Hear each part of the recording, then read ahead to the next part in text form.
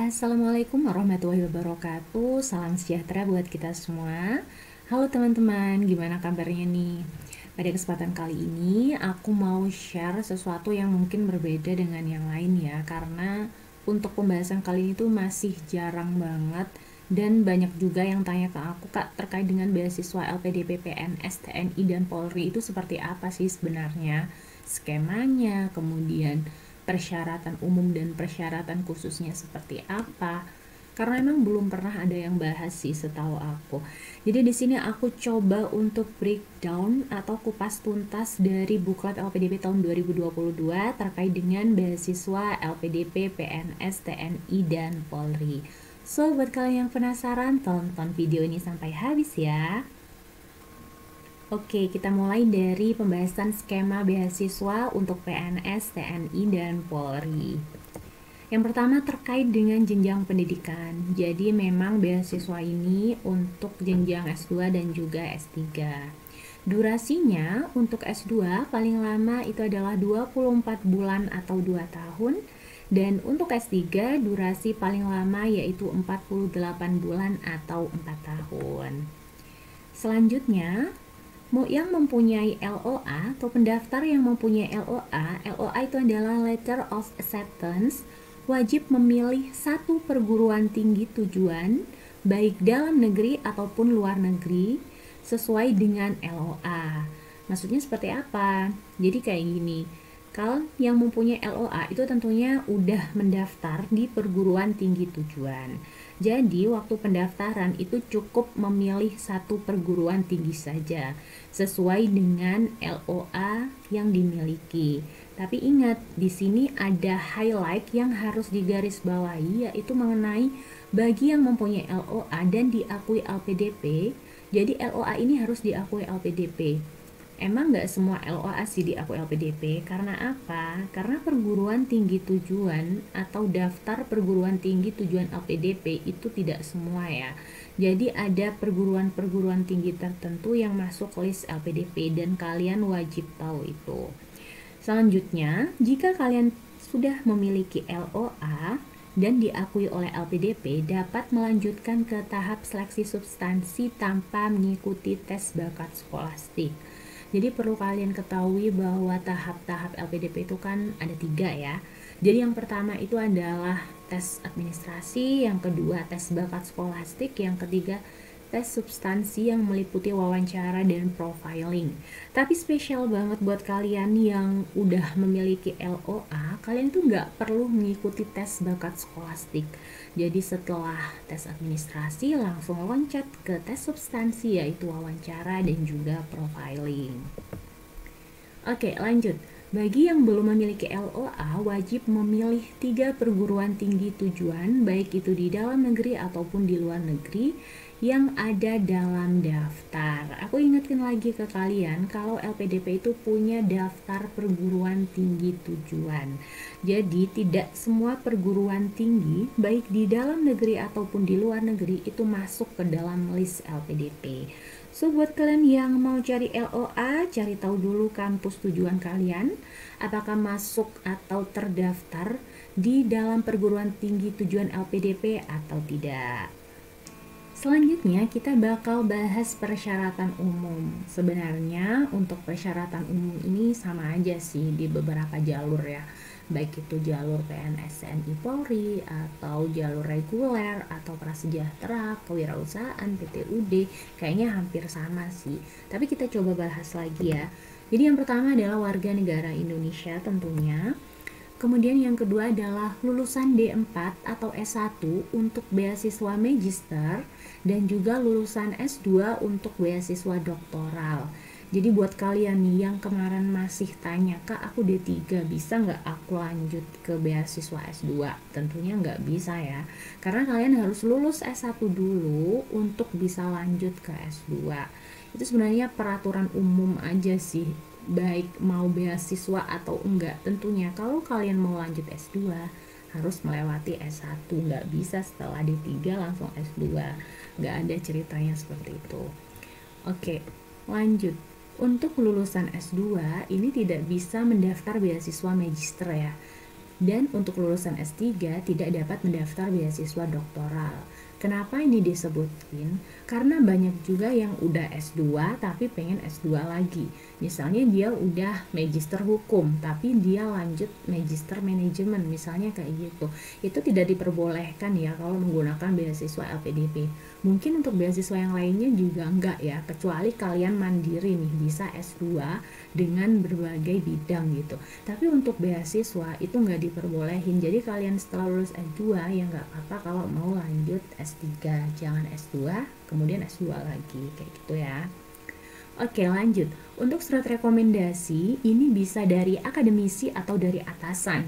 Tapi pada umumnya kalau misalnya sudah bekerja itu paling nggak itu dari atasan kalian gitu ya. Ini kan untuk jalur PNS, TNI, Polri.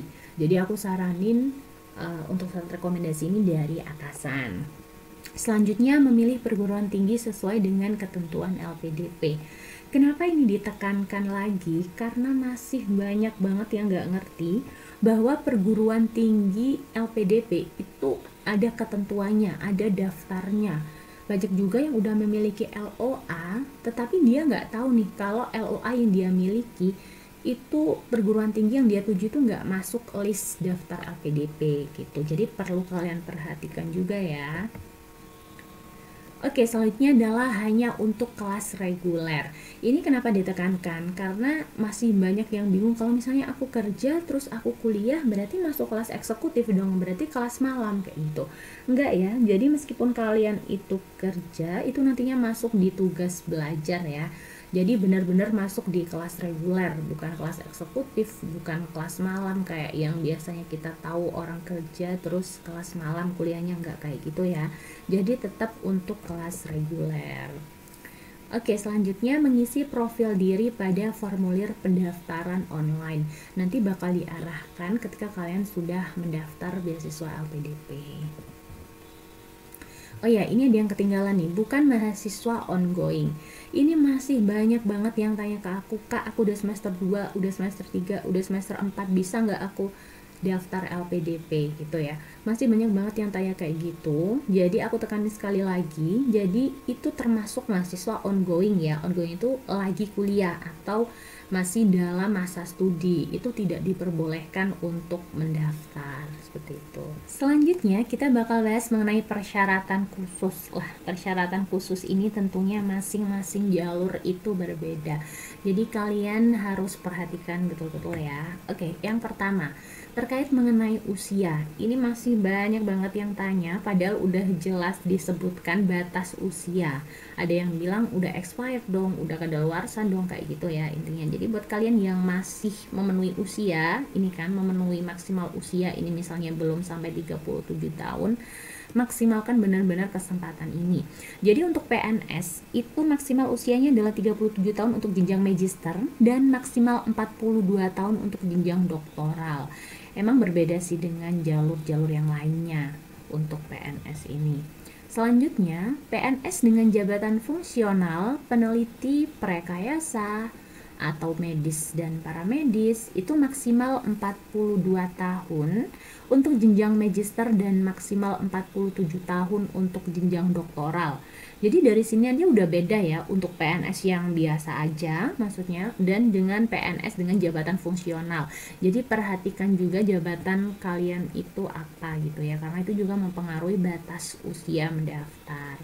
Selanjutnya untuk TNI dan Polri itu maksimal 40 tahun untuk jenjang magister dan juga 45 tahun untuk jenjang doktoral. Lah ini beda lagi nih antara PNS, kemudian PNS dengan jabatan fungsional dan juga TNI dan Polri. Jadi kalian harus perhatikan betul apa usianya itu belum mencapai maksimal atau tidak. Karena itu nantinya percuma aja kalau misalnya kalian udah melewati batas maksimal tapi dipaksakan untuk mendaftar, kayaknya nggak bakal lolos gitu karena di administrasinya aja juga nggak bisa lolos gitu. Oke, lanjut persyaratan khusus yaitu mengunggah IPK. Ini nanti ada tempatnya tersendiri ya untuk mengunggah IPK. Selanjutnya adalah mengunggah dokumen sertifikat bahasa Inggris yang masih berlaku. Untuk Magister TOEFL-nya, kalau tujuan perguruan tingginya di dalam negeri itu 500, dan kalau di luar negeri itu biasanya pakai IELTS yaitu 6,5. Sedangkan untuk doktoral di dalam negeri TOEFL-nya 530, dan untuk di luar negeri IELTS-nya itu tetap 6,5. Oke, selanjutnya kita bakal bahas mengenai contoh berkas yang diupload ya. Jadi sebenarnya aku udah buat videonya itu di video aku pertama ya, mengenai kelengkapan pendaftaran. Tapi di sini aku bakal sebutin lagi ya, ada beberapa yang emang perlu dibahas gitu. Jadi ya tentunya adalah ijazah S1 ya untuk pendaftar yang mau mendaftar S2, dan ijazah S2 untuk yang mau mendaftar S3. Selanjutnya adalah transkrip nilai S1 atau S2 ya. Tentunya ini yang asli ya. Kalau di jalur lain tentunya bisa pakai SKL karena bisa aja fresh graduate. Tapi untuk jalur PNS, TNI, Polri ini tentunya kalian udah mempunyai atau memegang ijazah dan transkrip asli masing-masing gitu. Jadi harus pakai yang asli. Selanjutnya adalah surat pernyataan sesuai dengan format LPDP. Nanti untuk surat pernyataan aku bahas lebih detailnya di belakang ya, mengenai poin-poin apa aja sih yang ada di surat pernyataan yang harus ditandatanganin. Oke, lanjut adalah surat izin mengikuti seleksi dari unit yang membidangi SDM bagi yang sedang bekerja. Tentunya kalian kan udah bekerja ya, PNS TNI Polri, jadi wajib banget nih nyantumin surat izin mengikuti seleksi. Nanti formatnya akan ada di belakang juga. Oke, lanjut ada KTP, kartu tanda penduduk ya, dan intinya ini yang asli. Oke, selanjutnya adalah surat usulan dari pejabat setingkat eselon 2 yang membidangi pembinaan atau pengembangan SDM ya, baik bagi PNS, bagi TNI, dan juga Polri. Selanjutnya adalah letter of acceptance atau LOA unconditional yang masih berlaku. Jadi LOA ini kan biasanya kategorinya itu ada dua ya, emang ada conditional dan juga unconditional. Tetapi buat kalian yang mau mendaftar dengan kategori sudah memiliki LOA, itu wajib mencantumkan atau mengupload LOA unconditional. Dan yang perlu kalian tahu, LOA ini didapat dari perguruan tinggi tujuan yang sesuai dengan daftar perguruan tinggi tujuan LPDP. Karena tidak semua perguruan tinggi itu masuk ke dalam daftar tujuan LPDP ya. Oke, lanjut.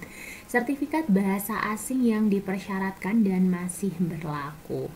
Untuk sertifikat bahasa asing ini bisa berupa TOEFL, ITP, ataupun IELTS ya, tergantung tujuan kalian nantinya kemana. Dan ini harus yang masih berlaku. Masih banyak juga yang tanya, aku terakhir tes itu misalnya tahun 2020. Masih berlaku nggak kak, kayak gitu. Intinya kan udah 2 tahun gitu ya, apalagi udah 2000, misalnya tesnya 2019 atau 2018, itu kan udah lama banget. Tentunya itu udah nggak berlaku ya, paling nggak itu 1 tahun lah paling nggak ya. Misalnya untuk 2022 ya terakhir kalian harusnya 2021, dan perhatikan juga tanggal diterbitkannya gitu. Kalau bisa yang paling terbaru, baik untuk sertifikat TOEFL ataupun IELTS. Lanjut adalah surat rekomendasi dari atasan atau akademisi ya. Bagi kalian yang bekerja tentunya lebih valid dari atasan kalian. Di sini bakal aku cantumin juga nih contoh surat izin dari atasan. Di sini ada contoh dari PNS Badan Meteorologi, Klimatologi, dan Geofisika ya. Misalnya ini PNS dari BMKG. Surat izin atasannya seperti ini ya. Ada yang bertanda tangan di bawah ini. Ini adalah nama atasan kalian, NIP, kemudian disebutin juga pangkat atau golongan, jabatan, dan juga unit kerja. Kemudian memberikan izin kepada ini nama kalian ya, NIP, dan juga jabatan. Dan yang paling penting dari surat izin atasan ini ada kalimat seperti ini. Untuk mengikuti seleksi beasiswa LPDP dan apabila dinyatakan lulus, bersedia memberikan surat tugas belajar. Kenapa wajib kalimat seperti ini? Karena ini kan intinya Jadi tujuan surat izin belajar ya ini untuk memberikan surat tugas belajar gitu ya. Itu surat izin dari atasan harus ada kalimat tersebut. Dan tentunya mencantumkan juga untuk mengikuti seleksi beasiswa LPDP. Itu aja sih sebenarnya yang perlu di highlight gitu kan. Demikian surat izin ini dibuat dan dipergunakan sebagaimana mestinya, tinggal dikasih tanggal dan juga tempat. Tentunya wajib tanda tangan dan juga nama lengkap, dan jangan lupa stempel dari unit kerja atau perusahaan gitu ya. Oke, aku lanjut di contoh atau format usulan untuk jalur PNS, TNI, dan Polri. Nah, di sini itu sesuai yang ada di buklet LPDP tahun 2022, seperti ini ya. Jadi ada nama, kemudian NIP, unit kerja, dan juga bidang studi yang direkomendasikan. Yang perlu kalian tahu bahwa bidang studi yang direkomendasikan ini harus sesuai dengan kebutuhan dari kementerian atau lembaga pemerintah daerah, TNI, dan Polri. Oke, selanjutnya aku bakal bahas poin-poin yang terlampir pada surat pernyataan PNS, TNI, dan Polri. Sebelumnya, di dokumen yang perlu kalian persiapkan ya, dokumen yang terlampir itu sebenarnya salah satunya ada namanya surat pernyataan. Dan ini sebenarnya udah lengkap sih di buklet LPDP ya. Nah, buat kalian yang belum download buklet atau belum sempat baca, mungkin buat kalian harus baca ini poin per poin dari surat pernyataan tersebut. Karena nantinya kalian harus menandatangani surat pernyataan ini gitu ya. Dan dikasih materai juga. Oke, selanjutnya aku bakal bahas mengenai, ini di PPT ku udah kelar ya. Tapi ini aku bakal bahas terkait dengan buklet PNS, TNI, Polri ya. Di sini buat kalian yang masih belum download, kalian bisa download. Nanti aku kasih link di description box YouTube aku ya. Nanti aku kasih di situ, kalian bisa download. Nah, di sini udah lengkap banget sih sebenarnya mengenai peraturan, kemudian mengenai gimana sih caranya untuk mendaftar. Seperti ini kan, mendaftar secara online pada situs pendaftaran beasiswa LPDP ini ya. Kemudian melengkapi dan mengunggah semua dokumen yang dipersyaratkan pada aplikasi pendaftaran. Kemudian pastikan melakukan submit aplikasi pendaftaran untuk mendapatkan kode registrasi atau pendaftaran. Nah, di sini juga udah disebutin nih lengkap banget di bukletnya. Jadi jangan sampai males baca ya. Apa aja sih proses seleksinya? Jadi proses seleksinya yang aku udah katakan tadi ya, ada seleksi administrasi, ada seleksi bakat skolastik dan substansi. Ini meliputi wawancara dan juga profiling. Dan buat kalian yang udah memiliki LOA, ini bisa loncat ya dari 1 ke 3, dari seleksi administrasi lanjut ke substansi. Dan bagaimana sih proses seleksi beasiswanya untuk tahun 2022? Jadi proses seleksi yang akan dilakukan ini menyesuaikan dengan kebijakan pemerintah ya terkait dengan adanya pandemi COVID-19. Proses seleksi ini dapat dilakukan secara daring atau luring atau gabungan ya, yang bisa kita kenal dengan hybrid. Ini menyesuaikan kebijakan pemerintah. Jadi meskipun online ataupun offline, kalian harus tetap mempersiapkan semaksimal mungkin, kayak gitu ya. Oke, di sini juga lengkap juga nih mengenai dokumen. Jadi buat kalian yang malas nyatet ini bisa sih dilihat di sini untuk checklist dokumen kalian. Oke, setelah itu ini juga ada format ya untuk esai, komitmen kembali ke Indonesia, rencana pasca studi dan rencana kontribusi di Indonesia, serta proposal penelitian untuk doktoral. Ini udah lengkap banget. Dan ini yang tadi ya, poin-poin surat pernyataan. Nah, buat kalian yang masih mencari tahu nih gambaran TOEFL ITP itu sertifikatnya seperti apa gitu ya. Nah, di sini di buklet juga lengkap. Ini TOEFL ITP nanti sertifikatnya bentuknya seperti ini ya. Kalau yang itu emang udah lembaganya terakreditasi dan juga terpercaya gitu. Dan ini untuk IELTS. Dan ini untuk TOEFL IBT. Tuh. Seperti yang udah aku jelasin tadi, kalau misalnya kalian mau cari LOA ya, itu harus dari perguruan tinggi tujuan ya, baik di dalam negeri ataupun di luar negeri. Nih buat kalian yang nggak tahu daftar perguruan tinggi tujuan dalam negeri untuk beasiswa PNS, TNI, dan Polri, kalian bisa lihat di sini ya. Atau nanti kalian bisa download bukletnya. Nah di sini untuk Magister ini ada beberapa ya, kalian bisa baca sendiri.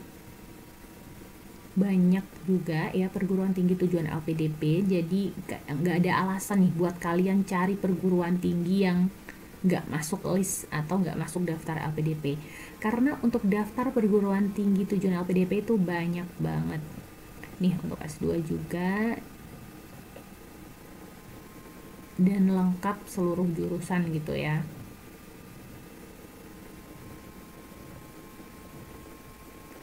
Nah, ini kan untuk tujuan dalam negeri. Nah, gimana buat yang luar negeri? Jadi yang luar negeri itu juga masih banyak juga tujuannya. Ini masih banyak banget nih. Sampai 36 halaman. Jadi kalian tenang aja, nggak bakal nih kayak nggak ada pandangan nanti mau ke universitas mana gitu ya, karena banyak banget pilihannya. Oke, kita lanjut di yang ini ya. Untuk perguruan tinggi tujuan luar negeri, ini juga banyak banget. Ini nih ada 16 halaman.